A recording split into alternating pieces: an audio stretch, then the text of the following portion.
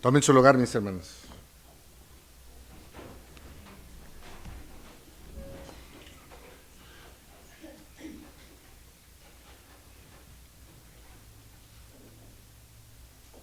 ¿Cómo venimos el día de hoy? ¿Contentos? ¿Sí? Le voy a preguntar a quien dirige la alabanza y quien dirige el culto y la pastora si los ve que están contentos. Ya están contentos, mis hermanos. Gracias a Dios. Fíjense que hay un libro que se llama La Sociedad del Cansancio, del filósofo Byung-Chul Han. Acuñó un término que describe con precisión qué es de lo que estamos adoleciendo en estos tiempos. Hay una descripción que hace en este libro. Dice que somos el sujeto de rendimiento. Este filósofo explica que en la sociedad ha pasado de una época en la que todos estábamos obligados o disciplinados para que nosotros pudiéramos dar resultados. Por ejemplo, antes a las personas que vivían en esclavitud los obligaban a hacer ciertas tareas, algunas personas que vivían en los tiempos, por ejemplo, antes de la revolución, en las haciendas los obligaban a que cumplieran con algunos trabajos, ¿no? Pero dice este autor que el día de hoy hemos adquirido, nosotros mismos hemos autoadquirido una descripción de algo que nos quiere llevar a esa misma circunstancia. Todos decimos, tú puedes con todo. Nosotros mismos nos llevamos a esa parte. Muchas veces nos hemos convertido en nuestros propios capataces. Trabajamos horas extras voluntariamente. Nos conectamos a las pantallas en cada momento. Contestamos mensajes a veces fuera de los horarios de trabajo. Buscamos libros que nos ayuden a ser más eficientes. Medimos nuestro valor a través de los niveles que tenemos de productividad. Y el resultado de esta dinámica no es el éxito, sino muchas veces vamos dañando nuestra salud física y psicológica. Este daño va avanzando sin que lo notemos hasta que es demasiado tarde. Cuando ya nos damos cuenta que tenemos la presión alta, que los triglicéridos los traemos hasta arriba de los 200, ¿qué más? La glucosa, y empezamos a ver, ya cuando vamos al médico ya nos damos cuenta de que nos hemos excedido en todo aquello que nosotros decíamos, sí puedo, ¿verdad? No se trata de un cansancio físico que a lo mejor llegamos a nuestra casa y decimos, vengo muy cansado, y me acuesto y duermo mis 8 horas y me levanto sin problemas. Es un agotamiento. Este agotamiento a veces llega hasta el alma. Es un vacío en nuestra existencia que se esconde atrás de agendas saturadas llenas de compromiso, perfiles en las redes sociales impecables, el que tengamos que estar mandando mensajes de WhatsApp, estados, que subamos fotos en nuestros comentarios, tengamos comentarios en Facebook, en Instagram, en X, o que físicamente tengamos que decir, aunque nos sintamos mal, con una sonrisa, que estamos bien. Es el cansancio de aquel o de aquella que no solamente está orando por alguien que está enfermo, sino está cuidándolo, sintiendo que a lo mejor ya está cansado y le faltan fuerzas. Es el del padre de familia, que a veces el presupuesto lo tiene que estirar hasta lo más que puede, de nuestros jóvenes que muchas veces están preocupados o ansiosos porque la sociedad o las mismas circunstancias que vivimos en el día a día no les da confianza hacia el futuro, o de los creyentes que pensamos que nuestra fe se ha convertido en una pesada lista de deberes religiosos. Es, como dice el título de la predicación del día de hoy, el cansancio que nadie más ve, porque nuestra sociedad, nos va castigando sin que nosotros nos demos cuenta, nos va exigiendo y siempre tenemos que parecer fuertes y nunca debemos de ser vulnerables. la liturgia del día de hoy, las lecturas que el día de hoy llevamos a cabo en nuestro orden de culto, salen a nuestra defensa. Dios no nos está convocando para exigirnos más rendimiento espiritual, ni para darnos una nueva lista de tareas. La palabra de Dios el día de hoy se presenta como un espejo, como un oasis en medio de este desierto, y nos revela que aún Dios está viendo lo que el mundo a veces no ignora, que está ahí, y que aunque no lo miremos, Él está descansando con nosotros, está ahí sentado a nuestro lado en nuestros desiertos, y que está transformando nuestra debilidad. Esa debilidad es el punto de partida de que la gracia de Dios opere en cada uno de nosotros. Vamos a inclinar nuestro rostro, vamos a hacer una oración. Padre, no solamente pedimos que nos guíes en la exposición de tu palabra, sino te pedimos, Señor, que tu Espíritu esté ahí con nosotros, tocando nuestra mente, nuestro corazón, y que aquella palabra que a lo mejor en la misma lectura que el día de hoy hicimos, en la lectura de tu palabra, tú ya nos has hablado. Ayúdanos a que tu Espíritu nos ayude a comprender, reflexionar en lo que tu palabra nos está diciendo, nos está hablando el día de hoy. En el nombre de Jesús te lo pedimos. Amén. Leímos el Evangelio según San Mateo, capítulo 9. Vamos a tener abiertas nuestras Biblias ahí, mis hermanos. Evangelio según San Mateo, capítulo 9. Y también hay una porción por ahí del capítulo 10.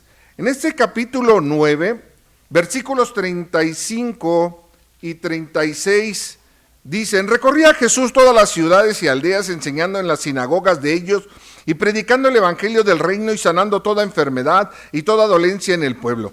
Y al ver las multitudes, tuvo compasión de ellas, porque estaban desamparadas y dispersas como ovejas que no tienen pastor. El pasaje de Mateo nos sitúa en el núcleo de la actividad pública de Jesús. Dice que Jesús recorría todas las ciudades y aldeas. Es decir, Jesús no era un burócrata de la fe que estaba detrás de su escritorio esperando que le llegaran los asuntos. Él era un Dios itinerante. Y al encontrarse con las multitudes, con las gentes, el evangelista Mateo utiliza el verbo griego que tiene una descripción que a lo mejor muchos de nosotros desconocemos. Splagnizomai, que se refiere a nuestras vísceras, nuestros intestinos. Fíjense que en la antigüedad se creía que desde las entrañas era el centro físico de nuestras emociones y pasiones más viscerales. Traducido, nosotros lo encontramos en la Escritura habitualmente como se compadeció o se movió. Y este significado literal nos remite hacia nuestro interior.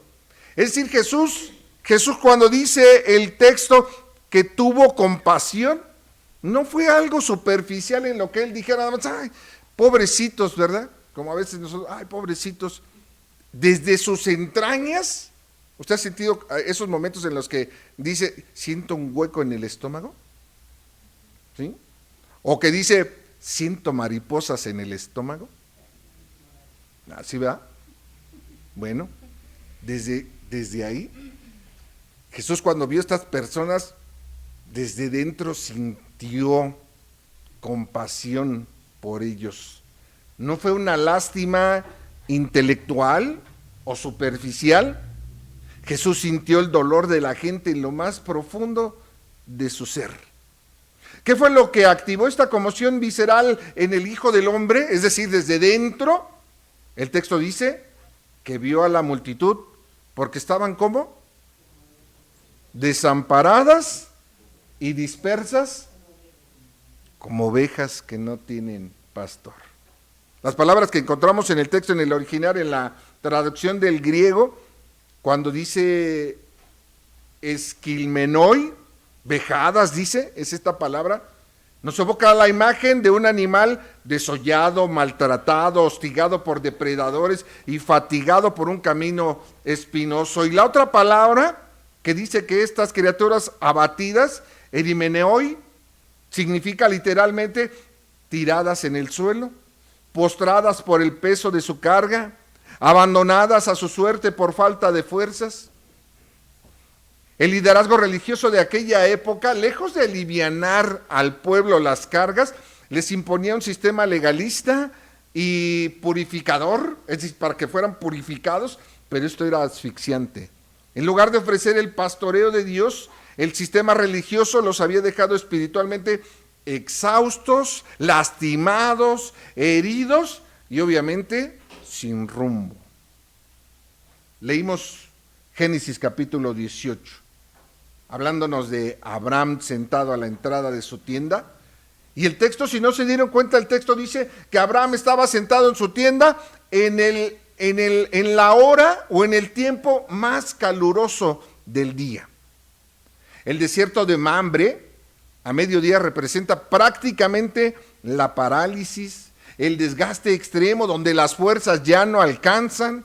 Y es precisamente en ese momento cuando Abraham se postra físicamente y donde el Señor se manifiesta a través de la figura de tres visitantes. Dios no está esperando que las cosas estén perfectas, que el clima esté perfecto, que el clima sea con un fresco de la tarde y que nosotros estemos disfrutando. Aun cuando el clima nos agobia, ahí está el Señor. Éxodo capítulo 3, versículo 7 dice: dijo luego Jehová, bien he visto la aflicción de mi pueblo que está en Egipto, y he oído su clamor a causa de sus extractores, pues he conocido sus angustias. La iglesia no debe de convertirse en una copia de la sociedad de rendimiento, que era el libro que les decía. Cuando llegamos a la iglesia los domingos, muchas veces venimos a lo mejor de una semana desgastante, cansada, tanto laboral, en la escuela, en la casa, con la familia, o emocionalmente venimos cansados. Y la iglesia aquí debe de ser un oasis de paz, donde cada uno de nosotros podamos recuperar fuerzas y que nos sintamos acompañados. Que cuando usted pueda llegar y saludar a sus hermanos, los salude con gusto. Que cuando se nos indica que saludemos, lo hagamos con el gusto de vernos. Porque si cuando llegamos solo vemos en la iglesia una lista de exigencias moralistas o un activismo sin sentido, nos va drenando la poca energía que tenemos. Y estamos volviendo al mismo pecado que cometían los escribas y los fariseos.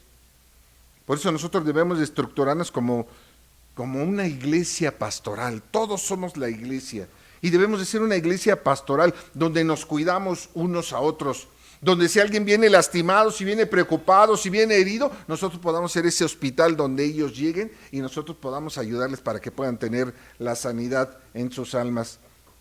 Esto significa que cada uno de nosotros cuando llegamos aquí podamos encontrar un espacio seguro donde podamos ser completamente vulnerables, donde se nos esté permitido estar tristes, donde se nos esté permitido a lo mejor llorar, donde a veces nosotros querramos solamente contemplar, porque allá afuera encontramos tanto ruido de todos lados, que a lo mejor podemos llegar el día de hoy aquí y contemplar tranquilamente en la casa de Dios.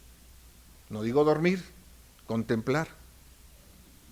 Donde la primera respuesta ante aquel hermano que nosotros encontramos agotado pueda ser una acogida incondicional. Ellos puedan llegar y nos puedan ver con los brazos abiertos y ellos digan: aquí en este lugar me puedo sentir tranquilo y seguro. No que cuando llegue el hermano le digamos: no hiciste esto, tienes que hacer tal cosa la próxima semana, te corresponde tal, porque eso ya sabemos qué es lo que nos toca a cada uno de nosotros. Pero cuando llegamos a la iglesia nosotros podamos ser recibidos con empatía y con amor. Leímos también la carta a los Romanos en el capítulo 5. Ahí en esa carta el apóstol Pablo realiza en este texto una de las radiografías teológicas más bellas sobre lo que es la justificación. Él comienza diciendo que tenemos paz para con Dios en medio de Jesucristo y que nos gloriamos incluso en las tribulaciones porque sabemos que producen constancia, madurez y una esperanza que no defrauda. Sin embargo, el centro, el núcleo de lo que argumenta el apóstol Pablo se encuentra en el versículo 6, porque dice, porque Cristo, cuando aún éramos débiles, a su tiempo murió por los impíos. Astenón es la palabra griega para mencionar débiles. Esta palabra implica un potencial, una impotencia total, una postración por una enfermedad o una incapacidad absoluta de reaccionar. Lo que hace Pablo es destruir toda lógica del mérito humano. En el mundo, para que alguien arriesgue su vida por otro, el beneficiario debe de tener alguna cualidad excepcional. Tiene que ser bueno, tiene que ser justo. Lo que hace Dios es romper esa escala. Dice que Cristo no murió por nosotros cuando nosotros éramos justos, buenos y perfectos, cuando teníamos nuestro mejor perfil, ni tampoco cuando nosotros logramos superar nuestros vicios por nuestra propia fuerza de voluntad. La palabra de Dios dice que Cristo murió por nosotros cuando éramos incapaces de dar ningún paso hacia Él. Y el amor de Dios se demuestra en que la gracia opera en el terreno de cuando nos encontramos en una bancarrota moral o espiritual, cuando estamos mal. Isaías 40, versículos del 29 al 31 dice, Él da esfuerzo al cansado y multiplica las fuerzas al que no tiene ningunas. Los muchachos se fatigan y se cansan, los jóvenes flaquean y caen, pero los que esperan en Jehová tendrán nuevas fuerzas, levantarán alas como águilas, correrán y no se cansarán, caminarán y no se fatigarán. Porque el Señor nos ha dicho a cada uno de nosotros, bástate mi gracia, porque mi poder se perfecciona en la medida que tú te manifiestas más vulnerable. Cuando leemos estos textos debemos reflexionar en qué debemos de cambiar en nuestra manera de vivir. La iglesia, decíamos, debe de erradicar el veneno del pelagismo espiritual, o sea, de la idea sutil de que Dios nos va a amar más si cumplimos con más normas o si somos cristianos perfectos. En la práctica, esto se puede ver reflejado en acompañarnos, respetando los procesos o los ritmos de cada uno cuando somos heridos y tenemos que, esa herida tiene que ir sanando en nuestras vidas. Cuando nos preocupamos por alguien que la congregación ha dejado de asistir, a veces algunos pensamos que el hermano o la hermana dejó de asistir en la iglesia porque era un débil espiritual o débil de fe, ¿no? Debemos de buscar a aquellos que por alguna razón han dejado de asistir a la iglesia. Debemos de acompañarnos, debemos de recordarnos que todos en algún momento, de acuerdo a lo que dice la Escritura, todos en algún momento, todos fuimos débiles. Y Dios no alteró su esencia. A todos nos fue buscando. A cada uno de los que estamos aquí, el Señor nos alcanzó en algún momento. Y debemos de confiar en que el Señor nos da esa salvación y que esa salvación ya ha sido pagada por el precio en la cruz. No es un precio que nosotros podamos ganar con el sudor de nuestra frente espiritual. El Señor ya hizo todo por nosotros. Regresando al texto de Mateo en este capítulo 9, Jesús, tras conmoverse por las multitudes, dio un giro para voltear a ver a sus discípulos y les cambia la ilustración, la metáfora, y ahora pasa de hablar del rebaño herido hacia la mies abundante. Lo interesante de la solución al cansancio del mundo no es el diseño de la ingeniería social o de las estrategias de marketing que se utilicen. La solución empieza de alguna manera muy clara, que nos dice el texto en la Escritura. Dice: rogad pues al Señor de la mies que envíe obreros a su mies. ¿Y qué es lo que hace Jesús? Convoca a los 12. La lista de los apóstoles es, si nosotros miramos, la lista es reveladora.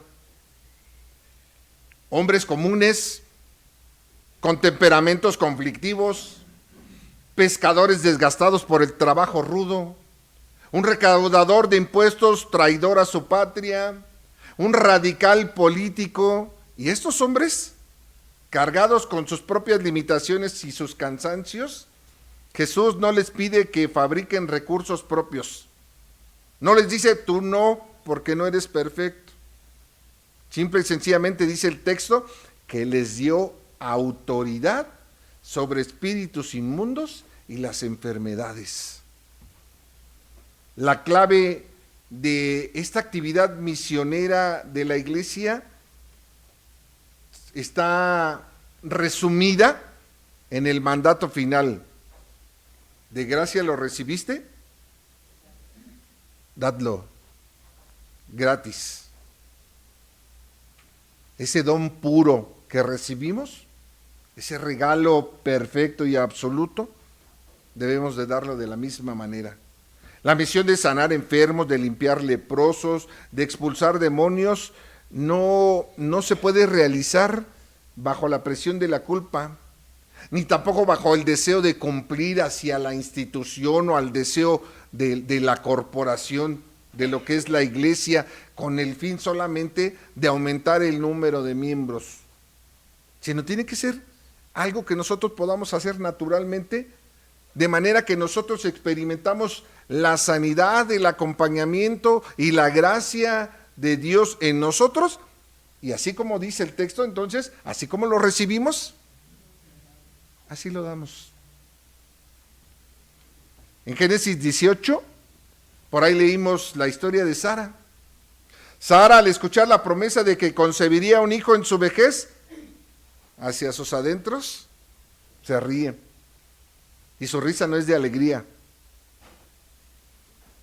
de incredulidad, podríamos decir incluso hasta de alguna manera, de alguna forma de cinismo, porque ella ya sabía cuántos años tenía, cuánto tiempo duró eso que ella había pensado que le iba a llegar y nunca llegó, que sus funciones humanas habían cesado, pero la respuesta de Dios le da un giro a todo lo que es la misión.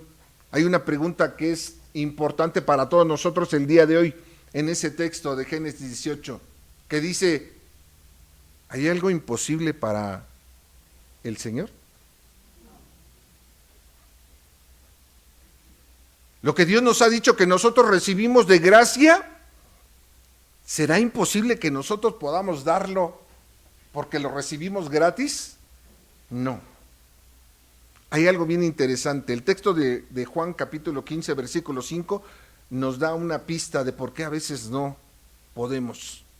Dice: separados de mí, nada podéis hacer. No es que nosotros nos pongamos a hacerlo y porque terminando el culto digamos: es que el pastor dijo en el sermón que tenemos que ir y que... No, porque muchas veces vamos a quedar frustrados cuando nosotros como laicos o como pastores servimos desde el agotamiento interior, desde un vacío espiritual, terminamos fundidos, quemados y a menudo, en lugar de poder dar lo que recibimos de gracia, lo damos muchas veces de mala gana hacia los que nos rodean. La iglesia del día de hoy debe de aprender a que tenemos que detenernos, así como estamos el día de hoy, así como estamos en este momento, que nos tenemos que olvidar a lo mejor de todo ministerio, liturgia, enseñanza, y que debemos de contemplar al Señor, pensar en lo que el Señor nos está hablando a cada uno de nosotros el día de hoy, en lo particular, porque cada uno de nosotros vivimos circunstancias diferentes. Y antes de que nosotros salgamos y vayamos a que es que dijo el pastor o la pastora que tendríamos que hacer, nosotros reflexionemos y contemplando al Señor digamos, Señor, ¿me has llamado a mí? El servicio cristiano no es un trabajo que hacemos para Dios, sino la obra que Dios hace a través de nosotros cuando estamos lo suficientemente vacíos, pero vacíos de nosotros mismos. Porque la gracia de Dios dice que opera cuando nosotros somos débiles.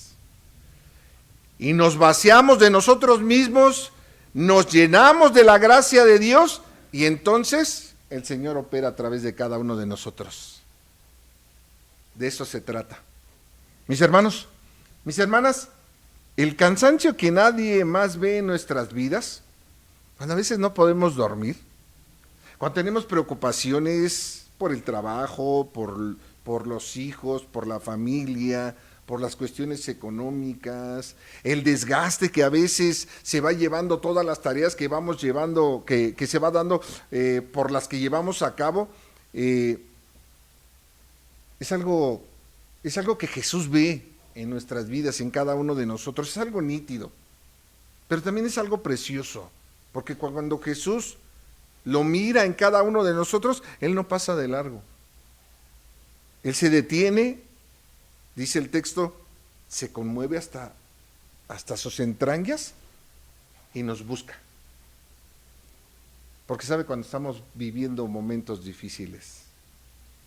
La buena noticia de este domingo es que, déjenme decirles algo para que descansemos, no somos los salvadores de toda la humanidad. Somos los que hemos sido salvados por gracia. Descansa en eso. No somos los arquitectos los que levantamos y decimos, Señor, todos estamos porque estamos construyendo tu reino aquí. Somos los siervos que estamos trabajando con las herramientas que cada uno de nosotros tenemos. Dejémonos cargar el día de hoy por el buen pastor. Dejemos que ese amor que Él nos ha ofrecido de manera gratuita, en aquel lugar en que nuestro corazón está cansado, está fatigado, Él puede entrar el día de hoy. Que el día de hoy tú puedas regresar a tu casa y saber cuando vayas de regreso, o cuando vayas a tu trabajo el día de mañana, o cuando vayas a la escuela, que no te vayas con ese estrés de que tienes que hacer, sino que cuando llegues sientas la paz que solamente el Señor puede dar, que te sientas liberado de cualquier carga y que sepas que ahí donde estás tú, está también el Señor a tu lado y te va a ayudar en todo lo que tú necesites. Descansa completamente en la gracia de Dios. Vamos a orar. Señor Jesús, sabemos que eres el buen pastor de nuestras almas. El día de hoy queremos despojarnos de esas máscaras de autosuficiencia que cada uno de nosotros tenemos, porque no podemos esconderte nada. Tú conoces exactamente cuál es el peso de las cargas que cada uno de nosotros traemos encima. Tú conoces el desgaste de nuestras fuerzas. Tú conoces, Señor, cuando a veces en silencio, aunque no decimos nada, nos sentimos agobiados. Te pedimos perdón porque a veces nosotros con nuestras capacidades queremos ser nuestros propios salvadores y nos olvidamos de que tu gracia nos ha sido dada gratuitamente, pero nos ha sido dada cuando nosotros reconocemos nuestra debilidad. Míranos con esa compasión entrañable con la que tú miraste a las multitudes en Galilea. Cura nuestras heridas, levanta nuestros ánimos abatidos y devuélvenos el descanso que el mundo no nos puede dar. Te rogamos de manera especial por esta tu iglesia. Líbranos de cualquier tentación de activismo, de la exigencia que nos podamos poner cada uno de nosotros. Y permite que esta tu iglesia, esta tu amada iglesia, Señor, estos hijos e hijas tuyas que ves el día de hoy aquí, Señor, podamos ser un oasis de misericordia, donde cuando alguno de nosotros lleguemos cansado o heridos, podamos aprender a consolarnos, a acompañarnos y darnos ese amor con el que tú nos has recibido a cada uno de nosotros. Que esta iglesia sea una iglesia misericordiosa y de amor para todo aquel que se acerque a ti. Te lo pedimos en el nombre de Jesús, nuestro Salvador. Amén. Amén. Dios siga bendiciéndoles, mis hermanos.